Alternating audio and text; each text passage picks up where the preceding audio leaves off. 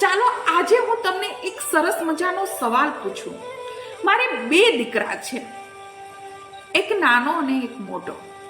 હું બારગામ જાઉં છું. બારગામથી જ્યારે ઘરે પરત ફરું છું ત્યારે મારા બંને હાથમાં એક થેલી છે. એકમાં વધારે વજન છે અને એકમાં ઓછો વજન છે. જ્યારે હું ઘરની અંદર એન્ટર થાઉં છું ત્યારે મારા બંને દીકરા દોડીને મારી સામે આવે છે. હવે હું વધારે વજનવાળી જે થેલી છે એ કોને આપીશ અને જે ઓછા વજનવાળી થેલી છે એ કોને આપીશ? મારા લાઈવ સેશનમાં જ્યારે મેં આ સવાલનો જવાબ કર્યો ત્યારે મોટા ભાગના લોકોએ જવાબ આપેલો હતો કે વધારે વજનવાળી થેલી આપણે મોટા દીકરાને આપશું. કેમ કે એક મા કે એક પિતા જે જાણે છે કે વધારે વજન કોણ ઉંચકી શકશે, કોનામાં એટલી તાકાત છે કે જે વધારે વજન વધારે બર્ડન ઉંચકી શકે અને એને જ વધારે જવાબદારી આપશે. એવી જ રીતના જ્યારે આપણા ઉપર દુઃખ આવે છે, આપણા ઉપર કોઈ મુસીબત આવે છે ત્યારે આપણે ભગવાનને દોષ આપીએ છીએ કે વારે વારે તું મને દુઃખ આપે છે, વારે વારે મુસીબત આપે છે. પણ એ જે પરમ કૃપાળુ પરમાત્મા છે એમને ખબર છે કે મારું આ જે સંતાન છે એ દુઃખ સહન કરી શકશે. એનામાં એટલી તાકાત છે કે ગમે તેટલું દુઃખ આવે તો પણ એનો સામનો કરી શકશે.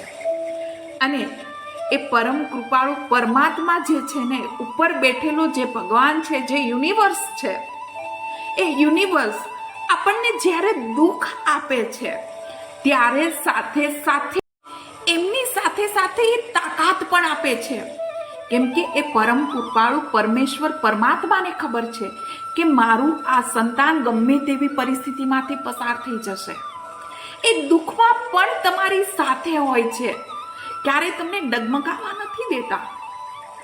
જેવી રીતના એક મૂર્તિકાર પથ્થરમાંથી જ્યારે આકૃતિ બનાવે છે ત્યારે એને છીની અને હથોડા વાટે ટીપે છે. કેમ કે એ જો ના ટીપે તો આકૃતિ સરસ ના બને. અને જ્યારે એ ટીપી ટીપીને આકૃતિ બનાવે છે ત્યારે એક સરસ મજાની આકૃતિ બહાર આવે છે જે સૌથી વધારે આપણને પ્રિય લાગે છે. એવી જ રીતના આ પરમ કૃપાળુ પરમાત્મા વારે વારે તમારી પરીક્ષા લઈને, વારે વારે તમને દુઃખ આપીને પરીક્ષા લઈને એ તમને ટીપે છે, જેથી કરીને તમારા જે અંતર આત્મા છે એની આકૃતિ સરસ મજાની બને. અને જે આકૃતિ સરસ બને છે ને એ જ પરમેશ્વરને પ્રિય હોય છે. ને ત્યાર પછી એ પરમેશ્વર પોતાના હૃદયમાં આપણને સ્થાન આપી દે છે. એટલા માટે જ્યારે પણ દુઃખ આવે, જ્યારે પણ કોઈ ખરાબ પરિસ્થિતિ આવે, એટલું યાદ રાખજો કે એ પરમાત્મા હંમેશા તમારી સાથે છે અને હંમેશા તમારું ધ્યાન રાખે છે. કેમ કે સૌથી વધારે પ્રિય પાત્ર તમે જ છો એમનું. એટલો ભરોસો એ પરમેશ્વર ઉપર રાખજો.